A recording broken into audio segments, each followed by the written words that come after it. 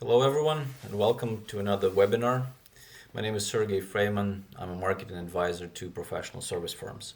Today's topic is identifying and dealing with bad fit clients as your professional service practice. Now, the agenda for today is as follows. First, we're going to define what a bad fit is. Then, we're going to talk about implications of keeping bad fit clients. Part three, we're going to talk about firms not firing clients in general. What will be the reasons for that? Next, I am going to walk you through a couple of exercises and show you some calculations that you can do at your firm. In part five, I'm going to talk about what you should do after you fire the client. And then at the end of this webinar, we're going to have Q&A. All right, now the following webinar is based on my experience, my 20 years of experience in business development. And I've been at different roles at different times, starting from a sales rep, going all the way up to an equity partner. And so I'm drawing from my personal experience being as a buyer of professional services, as a seller of professional services, as a business owner, and of course drawing from my observations working with management of professional service firms in a capacity of a marketing advisor. The goal for this webinar is to help you folks with looking at the problem of client quality from a slightly different perspective. All right, so let's move to the first part of this webinar. We're going to define what a bad fit is.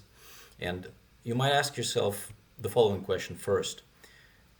Why should we even bother with this, right? We sort of kind of know what a bad client is and what a bad fit client is. But if you actually go around your firm and ask a bunch of people who are in different roles at your firm, you would soon discover that different people have different perspectives on this. So a bad fit client means different things to different people. And we want to formalize our criteria of what a bad fit looks like. And of course, we want none of the important factors to be omitted, right? So the reason for that is that when there's a decision to call a client, we don't want it to be based on a whim, right? We want some formalized criteria. Now, what I want you to think about, or how to think about, is the following.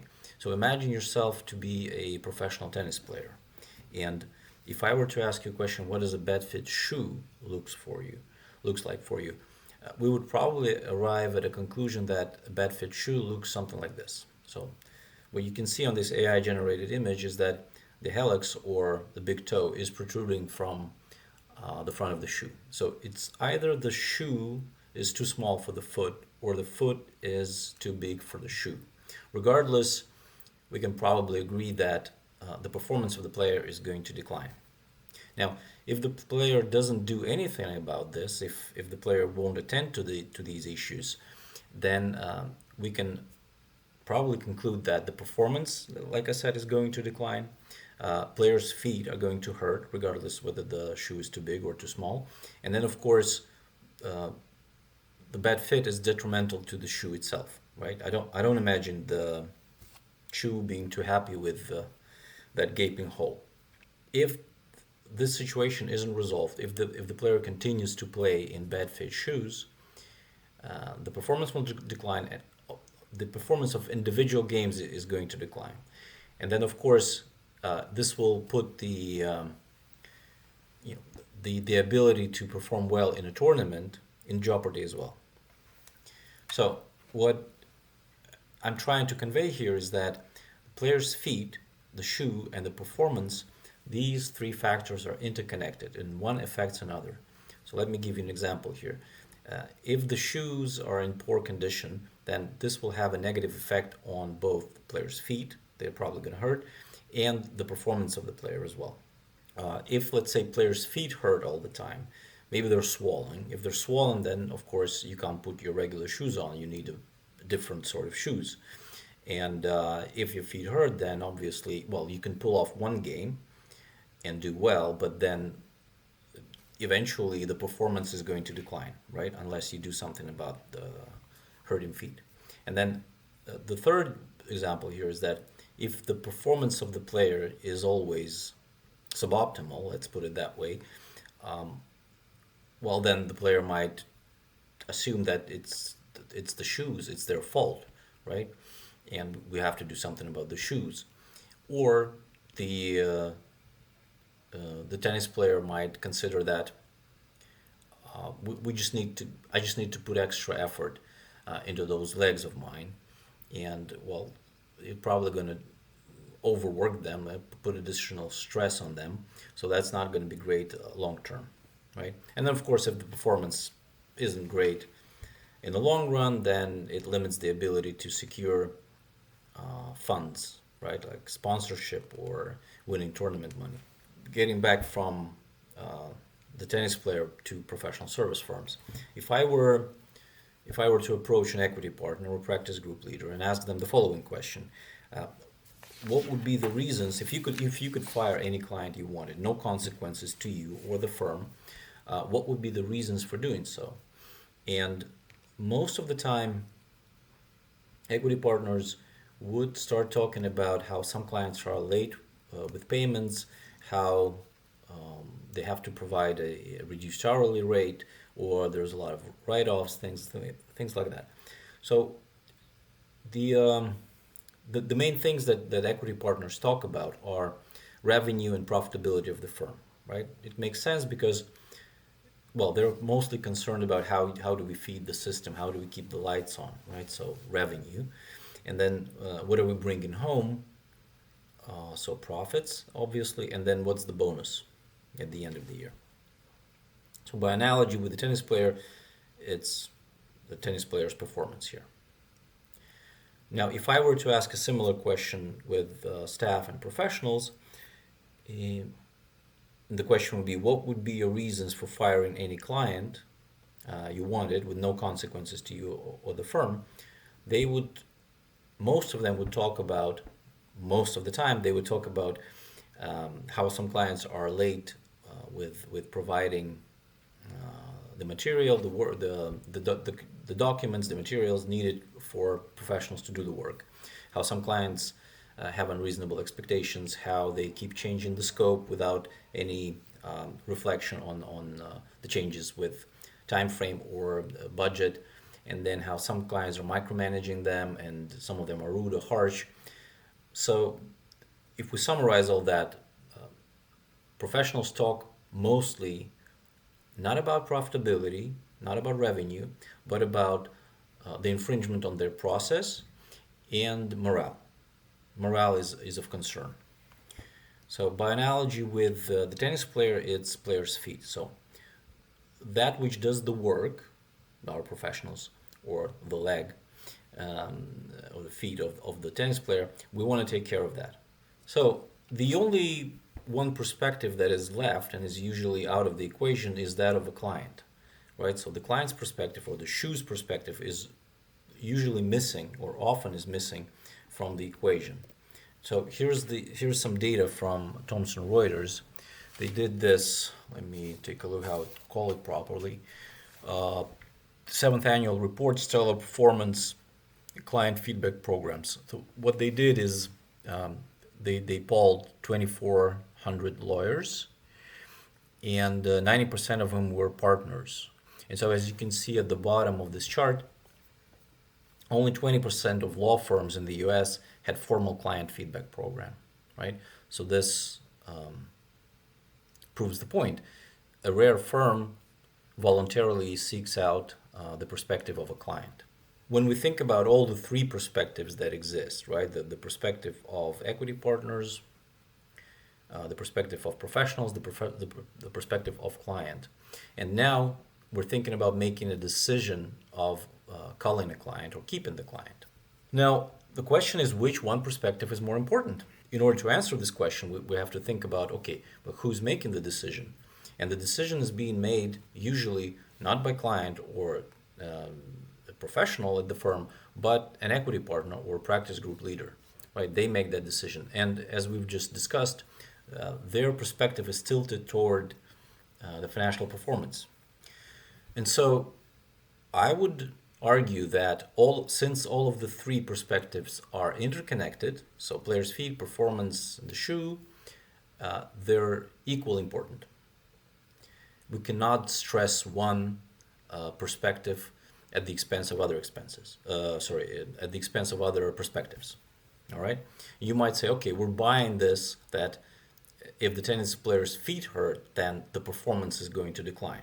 And by analogy, if our professionals, let's say, are overworked, then the financial performance of the firm will decline eventually. We get that. But what about the shoe, right? Because all of the clients are made equal as long as they have the cash, right? But I would say, how do you expect to perform well in a tennis tournament when you're coming with your ice skates on?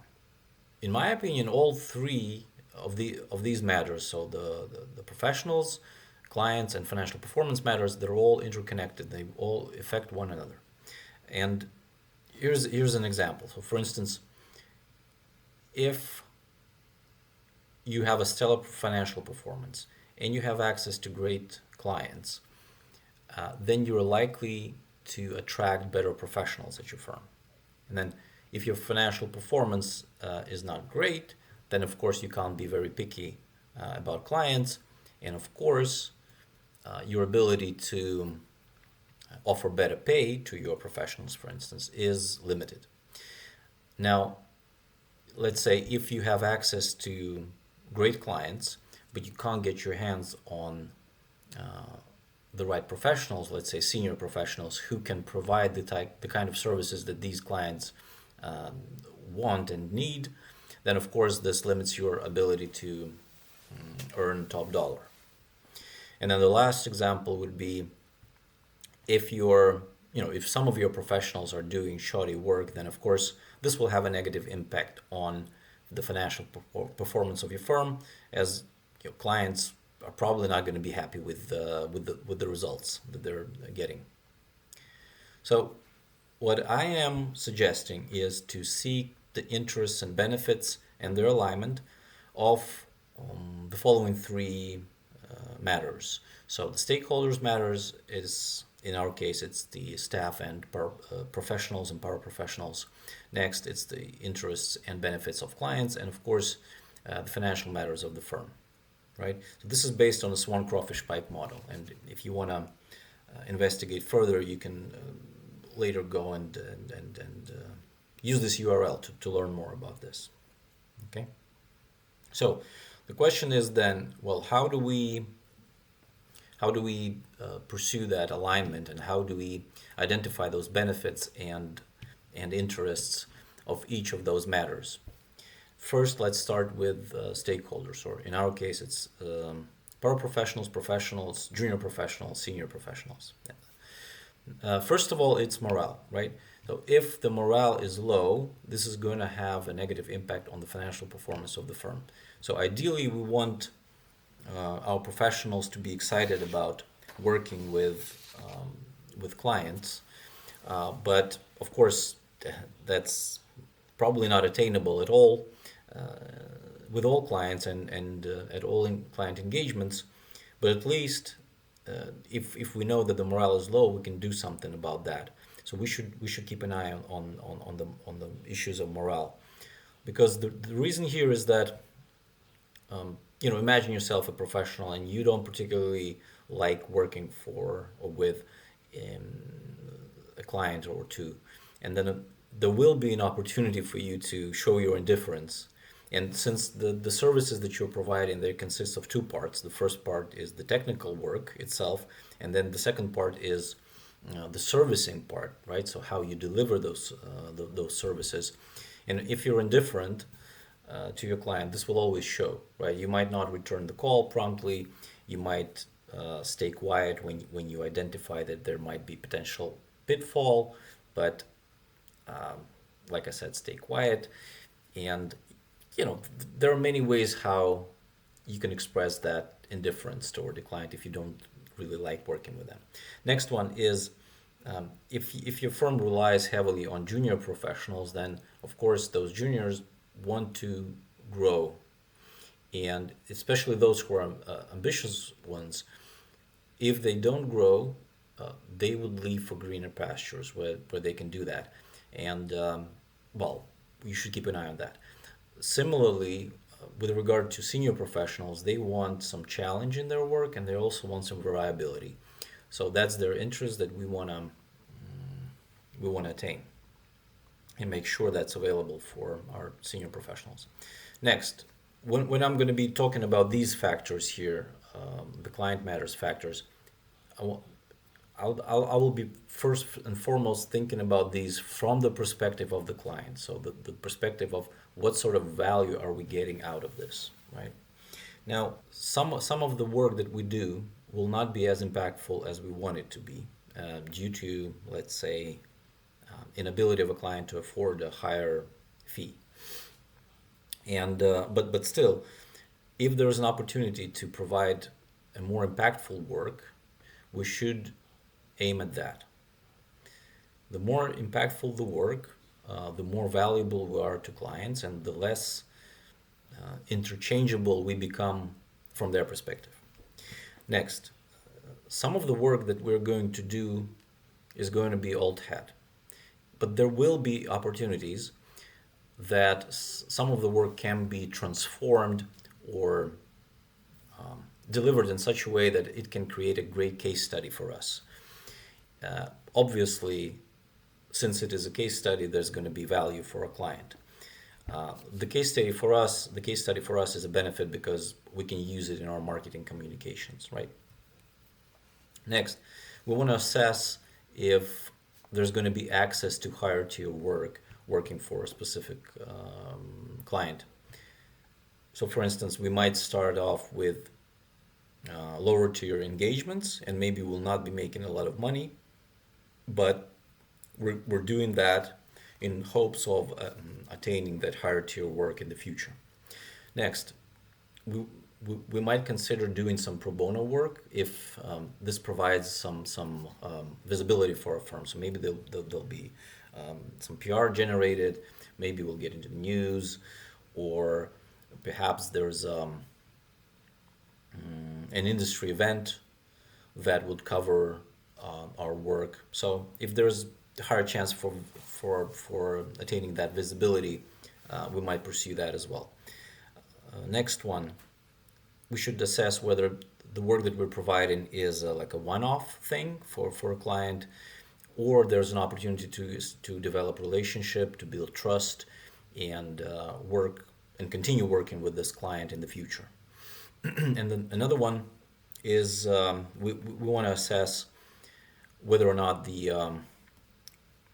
there's an opportunity to access new clients. So what I mean here is that, well, let's say we've identified a new target market that we want to enter, but we need some experience, and so we might do some work at a huge discount, and maybe our professionals will have to put in extra hours, but this is strategically important for us because we think that this is a sort of a market that's worth the pursuit, right? So this is something to keep in mind. All right, profitability. So the financial matters that we want to look at are in relationship to the client matters. Is the project or is the client account profitable or not? And what's the degree of profitability? Next, we want to see if there is an opportunity to increase profitability in the future. Another factor, can we leverage our work better? Meaning that can we assign more junior professionals there? And this will allow us to reduce our costs. Next, we want to assess whether or not we can charge higher fees. And usually higher fees are associated with more value, right? So if the client is okay and happily accepts our higher fees, that sort of implies that we are bringing more value, and that's great, right? Because the more valuable we are, like I said, the less interchangeable we are. And then the last one is it possible for us to improve productivity on client projects? So ideally, we want to unlock benefits at all of these three matters, ideally.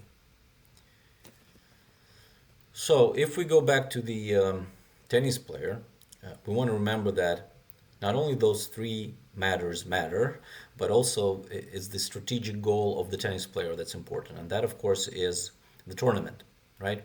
And so by analogy here, we want to we want to attain a sustainable position in a marketplace. And therefore, not only do we want to seek the alignment in those three matters, stakeholders, clients, and profits, but we also want a vector for our efforts, right? And therefore, we need to align our efforts with the positioning of the firm.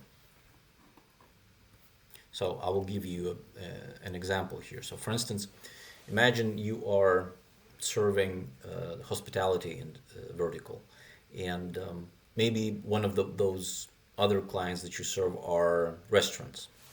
And so we've been doing that for 20 years, for instance, and we know ins and outs, we know all the decision makers, and well, we just don't need to put a lot of effort into the work that we do.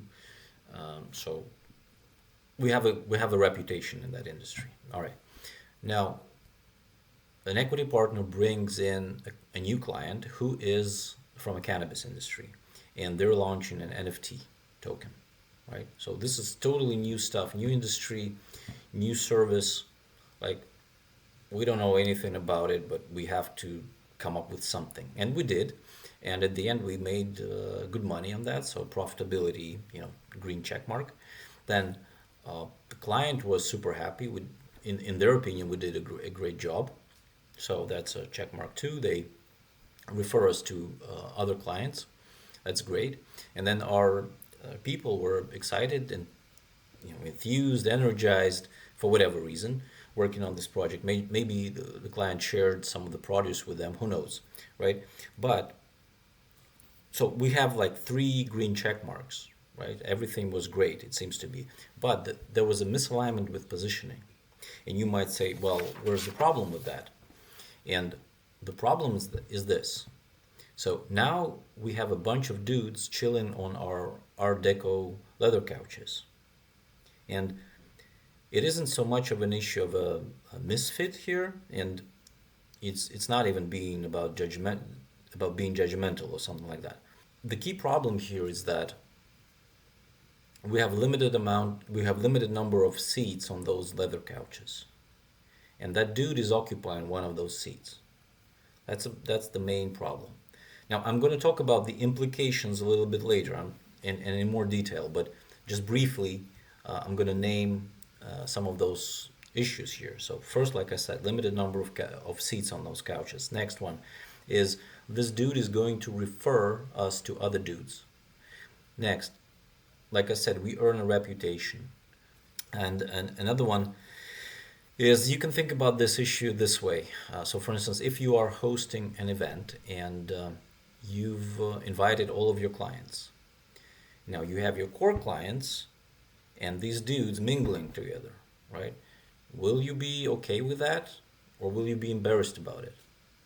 So that's another thing to consider. And as a short-term engagement stuff, like maybe you needed cash, maybe you wanted to test a new market, or maybe you had extra capacity, and you knew what you're doing, right? You decided this is going to be like a one-off thing. If that was the case, then it's fine. There's no issue with that. But the problem is if this sort of practice is normalized, then it becomes a problem. The only exception would be if you're seriously considering entering this new market. Then it might be fine. All right. So based on all of the aforementioned, we've arrived at a definition of a bad fit client. So when we fail on all three matters and we fail with alignment with positioning, then we have a bad fit client. So consider all these factors. We're not growing juniors. Our senior people are not developing their skills. The morale is low. no visibility, low impact, we're losing money, we can't improve our leverage or the fees. So if all of that is happening, then working for a specific client, that is a bad fit client. And then if we flip all of these, then of course we get a definition of a best fit client. All right, let's talk about implications of keeping bad fit clients. First one, oftentimes when we keep those bad fit clients around, it's very demoralizing for our professionals, especially if the work is low tier and repetitive. Uh, you know, professionals look at this work the following way: like, we're putting a lot of effort, but the outcome is not great, and we're not developing our skills. We're not learning, so it's just a Sisyphean burden for us, right? Not great for morale. And of course, if the morale is low, this has a negative impact on the financial performance of the firm. Next one, sustainability. So if bad fit clients are unprofitable or very low on profitability, this means that, well, if they're unprofitable, they're eating away at the profits generated by other clients. So you might think about it this way: you've organized a feast, and by the end of it, everyone has to chip in for that one person, right? Not fair. So, and then if the profitability is low or very low, then of course the question is in the sustainability, right? So when the client account is unprofitable or very low in profitability, how long can we sustain that? Next, capacity. I've already touched on that.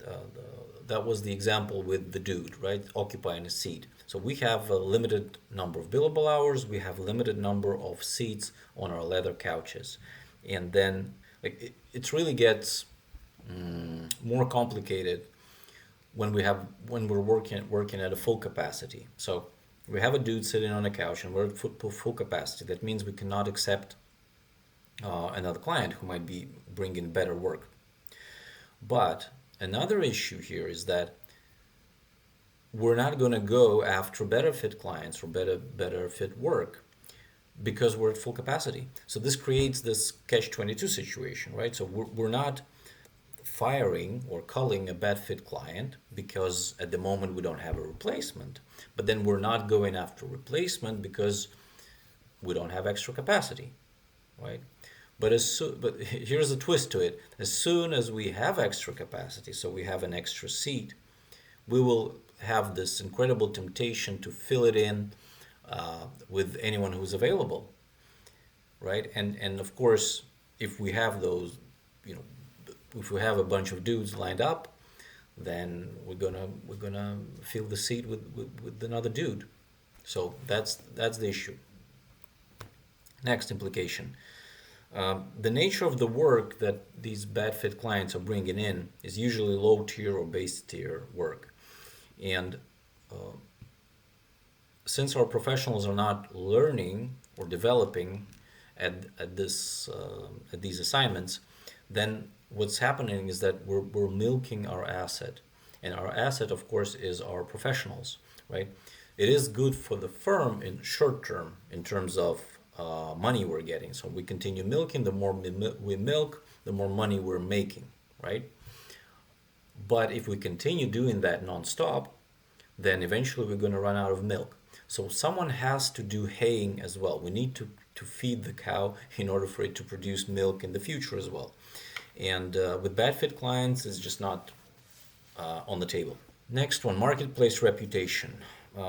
Every professional service firm is simultaneously in two markets: the market for talent and buyer's market, buyers of professional services, I mean. And so, if we keep bad fit clients around, the word gets out, obviously, and then our prospects will have an opinion like, yeah, these guys, they will forage for anything that resembles food.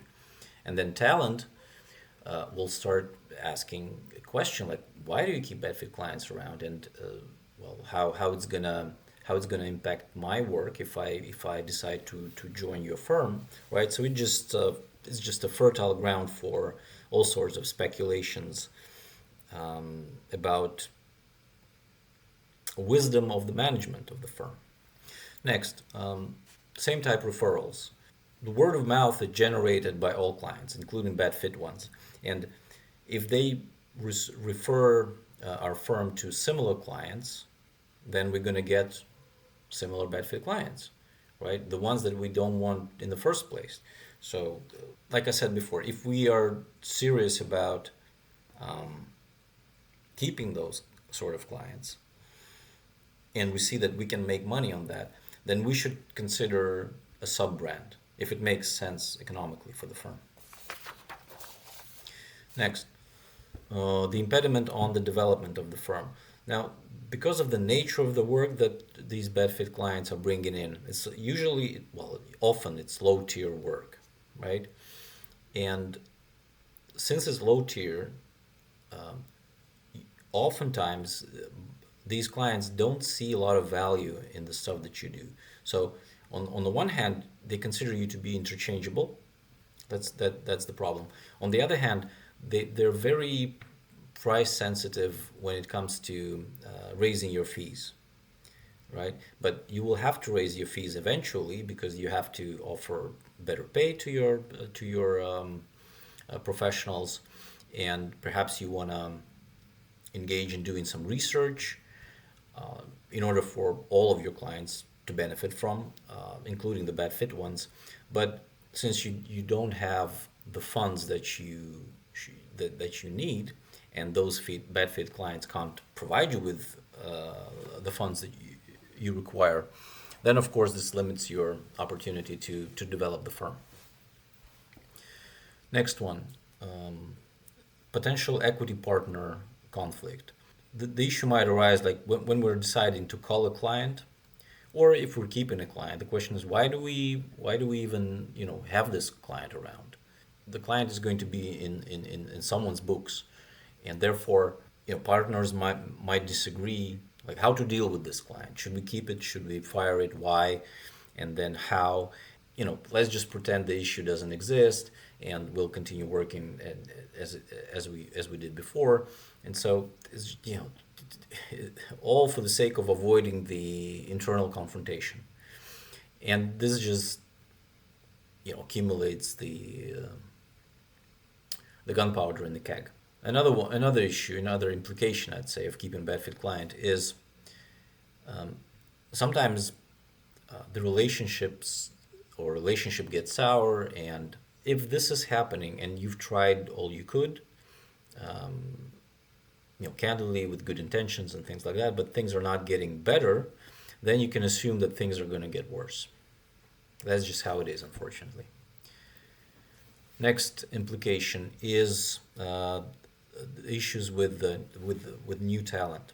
Like I said, the word gets out, and if you have professionals who don't like working with a specific client account, then of course, if you hire a new person, then that will be very dreadful for them to be assigned to that bad fit client, right? Because they will know what's coming, and that's not going to be great for morale. Professionals who are considering joining your firm, right?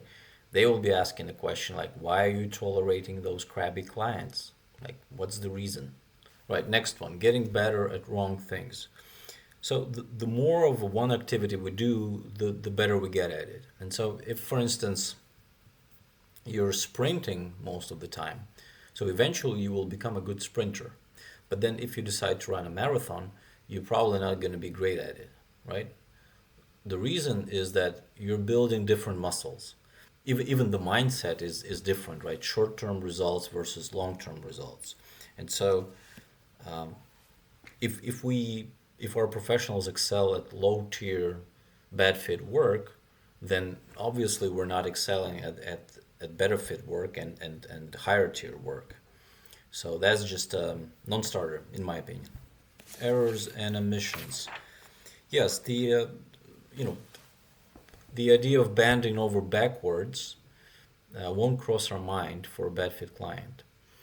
And because usually professionals aren't very excited about working on these client assignments. Professionals won't put a lot of effort into this work. And because of that, when there's an opportunity to spend a little extra time on let's say checking how you did your work, professionals won't be particularly enthusiastic about it, right? So I'd rather not spend any more time doing that. And of course, as a result, you can expect more errors and omissions, which has an implication in and of itself. Um, Clients will not be super happy about it. And then the last one is devaluation of the firm in the market. So with that, I mean that if there's a merger or acquisition coming, or you're just going to sell the firm, then of course, who wants to buy a firm with bad fit clients, right? They're not going to add any value to the firm, because especially if they are generating revenue, but they're eating away at the profits, for instance, right? That just devalues the firm. And then, of course, um, well, the only exception is if those bad fit clients are on strategy to the buyer of the firm, as the only exception. All right, so these were the implications of keeping bad fit clients. The following three are considered to be the most important ones, um, because they're not characterized by the degree of severity. First one is there's no extra capacity, so you can't accept better work, right? The dude occupies a seat on your couches. Next, milking, not haying, right? You should be haying, and the more you're milking, the worse off you're gonna get in the future. And then the last one is getting better at wrong things. Okay, here are some additional adverse factors that we should consider when we're thinking about um, which client is a bad fit. So this is in addition to what we've already discussed. So first of all, we want to avoid staleness, right? We want some variability for our professionals. That's that's the most important part. Next one is uh, if the work is sort of an old hat, then it becomes commoditized pretty fast. And if it's commoditized, then of course, since your clients are going to get proposals from other vendors, they will just, it will be a lot easier for them to switch to another service provider, right? Because they keep promising all sorts of benefits for us, and so maybe the grass is greener over there, right? That's a usual issue. Next one. Um, there are some clients who have huge discounts, and that's not great, right? We want to normalize our fees, and and the problem here is that when we're providing huge discounts, well, first of all, professionals will think about it this way, like, okay, we're basically doing the same kind of work, we're putting the same amount of effort, but we're getting less. Why is that? Does that mean that we should actually be providing less?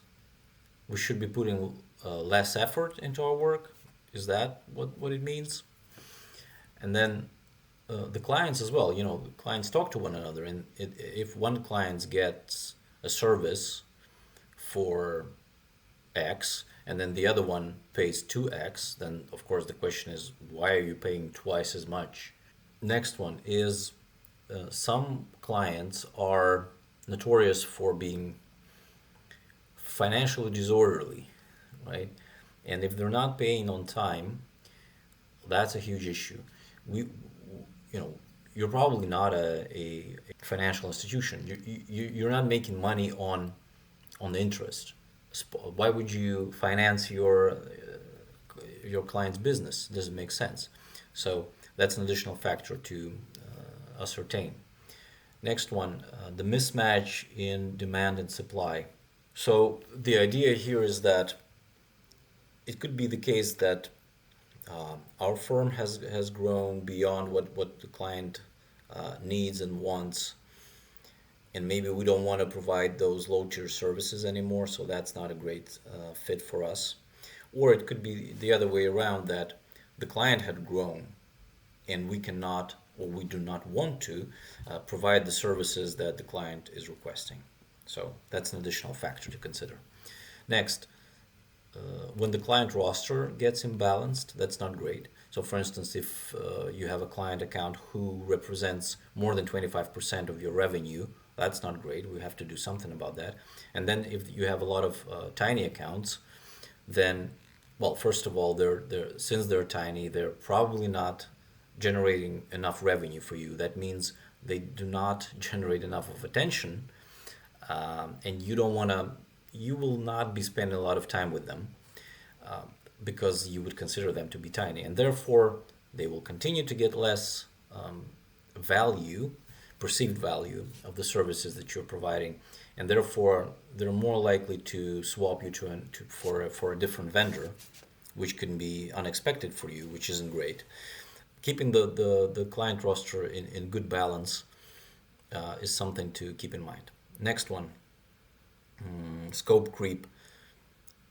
Some of the legacy clients, well, you've started working with them, let's say 15 years ago, and you had certain price list, and you had certain fees, but then over time you've allowed yourself to extend your hospitality, let's call it that way, and now you're providing more services and you're doing more work for the same amount of money. And these clients are usually not going to be very responsive to your request to change the fees. But that's not great for the sustainability of the firm. Next one, power imbalance. So you want to establish a relationship where the client either wants you or needs you at the same level or just beyond that than you do, right? So you want to be considered valuable by your clients. Next, trust issues. Sometimes there are buyer-seller relationships where the trust isn't being the trust doesn't develop over time. So you've been working for a while, and let's say 1 year, 2 year, 3 years, you keep working with the same client. It seems that you should be on a better footing with them, but you're not. And every single time you're going through the same process, they always pit you against other vendors, and they're always challenging your fees and your methodology and things like that. So if this was happening for a long period of time, it means that they don't trust you more, and so they're always challenging why you made this decision or that, and it's just not great, right? You want to develop some trust, and because this will eventually lower your costs, right? Because you don't want to explain every single reason why you made that or this decision. Okay. Workflow infringement is another factor, and sometimes you will get this with clients who try to bypass your project management and start micromanaging or giving assignments directly to your professionals. This isn't great, right? Because the way you staff your projects is, it directly affects the profitability of your firm. So you should not allow your clients to bypass your project management initiatives. Next, the final is a misalignment issue. So, for instance, and the misalignment here is with values. So, for instance, let's say your professionals are vegetarians to the core, and then you're serving a client who is a meat packing facility, right? That's a misalignment, and it should be avoided.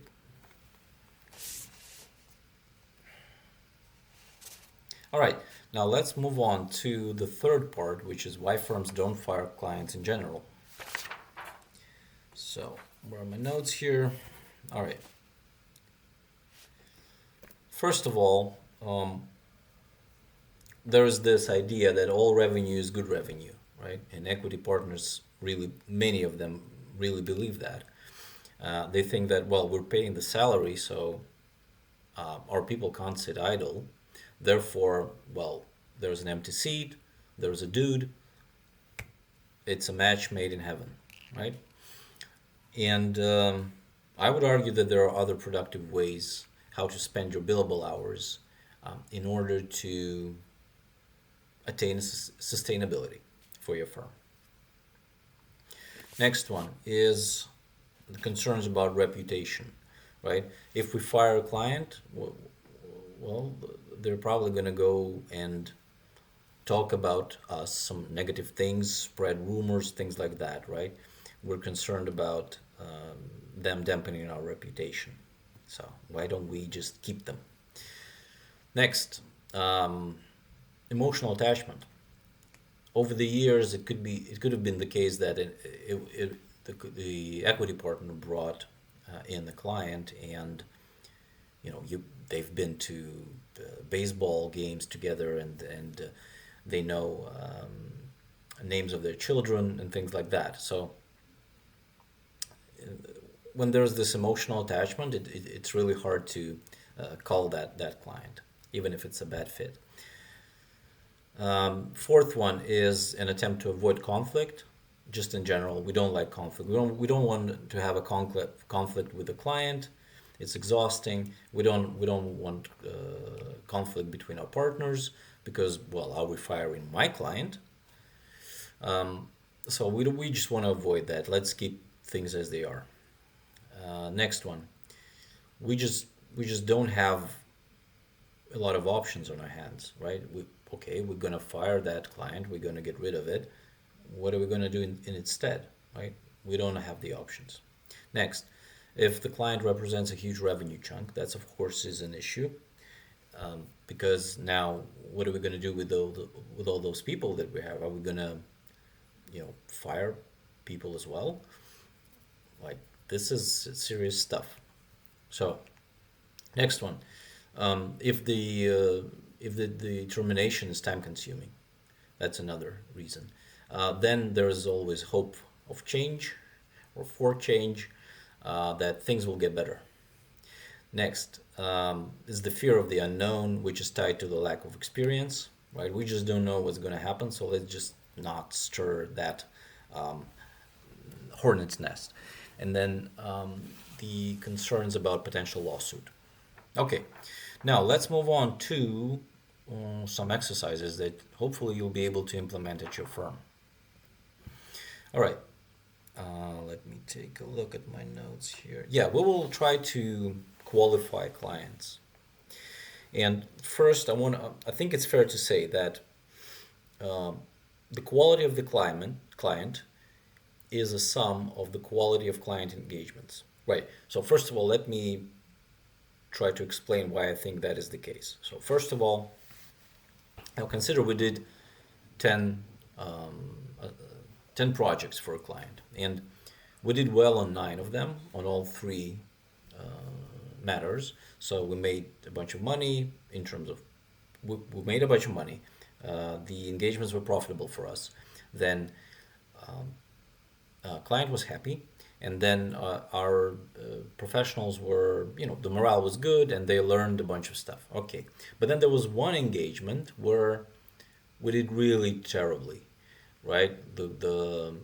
We did not make money on that, like we lost money on that.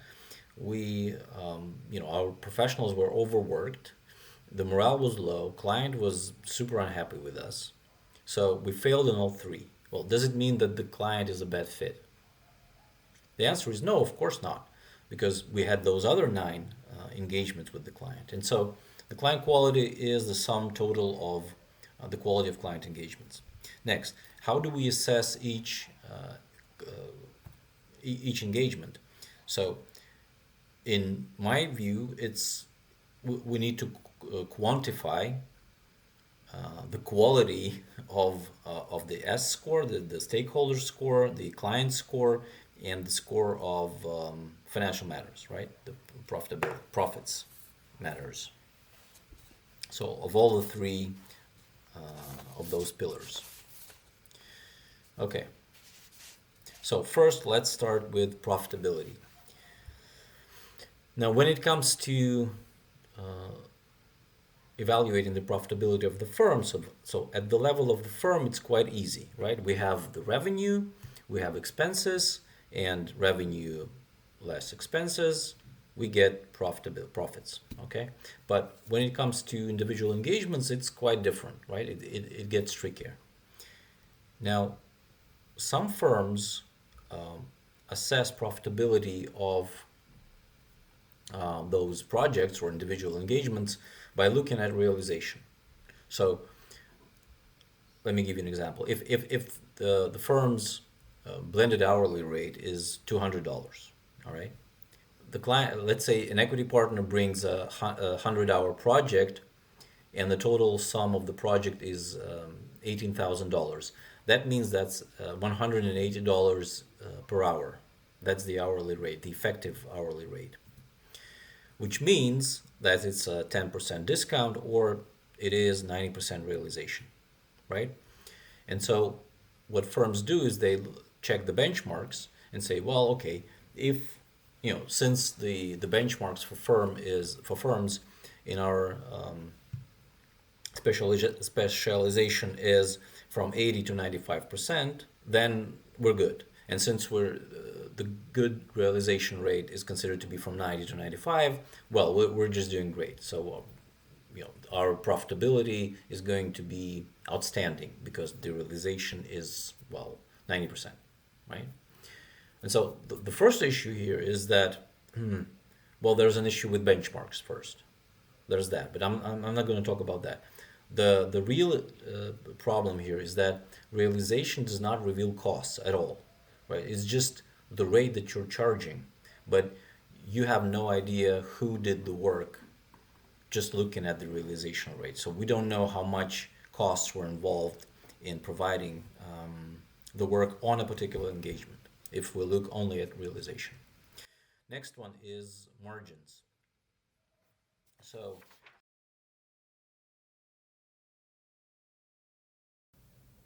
this concludes the first part of this video. In the second part, I'm going to continue talking about exercises and calculations that you can use at your firm to assign scores or points to your client accounts to figure out who is a good fit client, who is a bad fit client, etc. And then the last part of it would be my advice on what you should be doing after you've fired a bad fit client. So if you think this is something worth watching, consider providing your email to get access to the second part. Thank you.